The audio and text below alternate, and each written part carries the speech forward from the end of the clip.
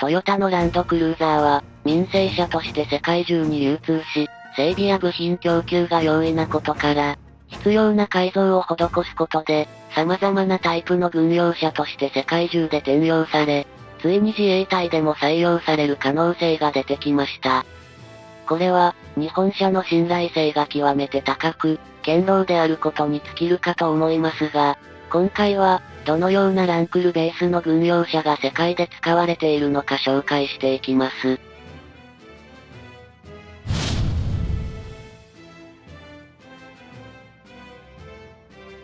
フランスのテクナム社が生産しているマステック T4 は、ランクル70系、HZJ76 をベースとした車両で、これは、70系の中でも4ドアのクロスカントリー SUV となっています。マステック T4 の用途としては、小規模チームを安全に雨風を避けて素早く運ぶ、あるいは無線機材や端末を積んで、連絡、指揮の足として使われることが多く、乗員は4から5名となっていますが、防御力については装甲と言えるほどのものはなく、防弾性もほぼないと言っていいでしょう。つまり、マステック T4 は前線で撃ち合いをするような想定はなく、部隊の連絡と機動性を底上げする車として運用されています。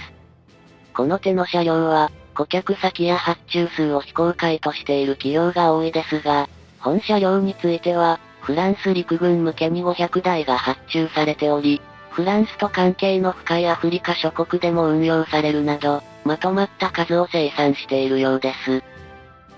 このマステック T4 には複数の派生型があり、過酷な環境下でのパトロール用に設計され、後部キャビンを2台にして銃座を備えた T4 サバナや、監視、護衛、統制任務向けに設計された T4DC4、そして、荷台に迫撃砲を搭載したものなんてのも存在しており、多様な用途で使われています。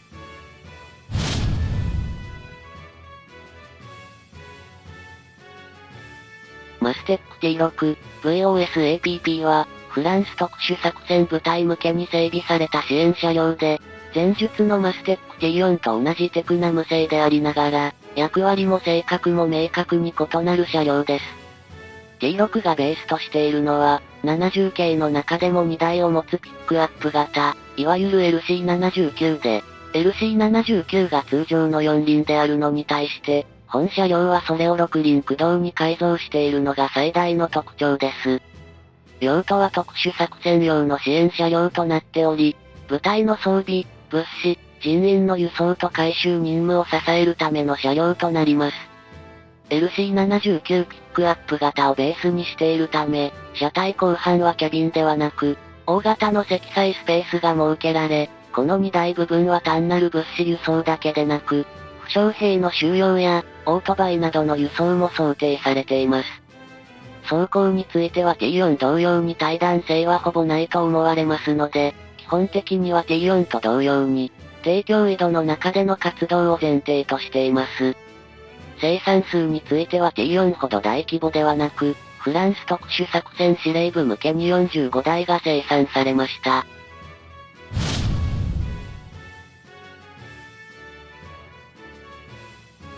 マステック T6 アーニュラは、同じ T6 でも前述の T6、VOSAPP とは異なり、アーニュライコール装甲の名の通り、装甲防御力を備えた車両となっています。防弾性は小銃弾を防ぐ程度ではありますが、本車両の用途としては緊急脱出任務を想定しており、つまり、限定的な敵対行為が想定される地域で、病院や負傷者を迅速に保護し、安全な場所まで脱出させることを目的としています。武装については、必要に応じて 12.7mm 重機関銃のマウントを設置可能なようです。本車両の具体的な生産、運用数は不明ですが、これまたフランスの特殊部隊で数台が運用されている模様です。まあ基本的にはテクナム社のマステックは、ほぼほぼフランス軍用、といった感じでしょうか。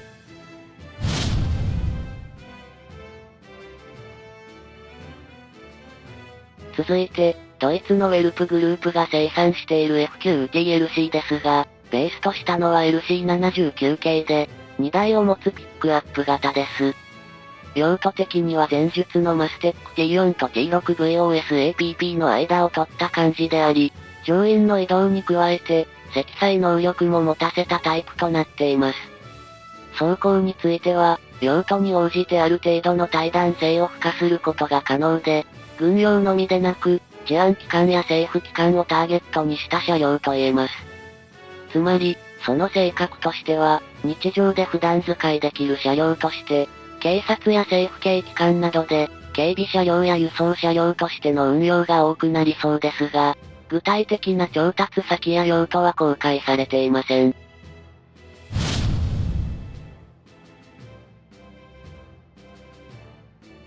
UAE のシュトライトグループが生産する TLC79 は、ランクル LC79 のピックアップ型をベースとしており、軽量戦術車として定義されています。特徴としては、軽量かつ即応性を重視し、高強度戦闘ではなく、治安、準軍事任務を主眼に置いた車両で、治安部隊や国境警備部隊が活動する不安定地域での巡察、検問、武装パトロールなど、短時間の即応展開といった場面が中心です。こうした環境では、重装甲車ほどの防護は必要ない一方で、無防備では銃撃や爆発の脅威に耐えられないため、限定的な装甲化と、対 IED 対策が講じられています。また、車両のタイプによって荷台部分の構造が異なっており、オープンタイプの車両には銃座とシールドが備えられたものもあり、重機関銃などを搭載します。荷台がクローズタイプのものについても、天井にオープンルーフが設けられ、銃座の設置や身を乗り出しての射撃が可能なことから、いずれも迅速に応戦できる車両と言えます。本車両については、治安が悪いアフリカ諸国での運用が多いようなので、軍や準軍事組織にとって、ちょうどいい使い勝手だと言えますね。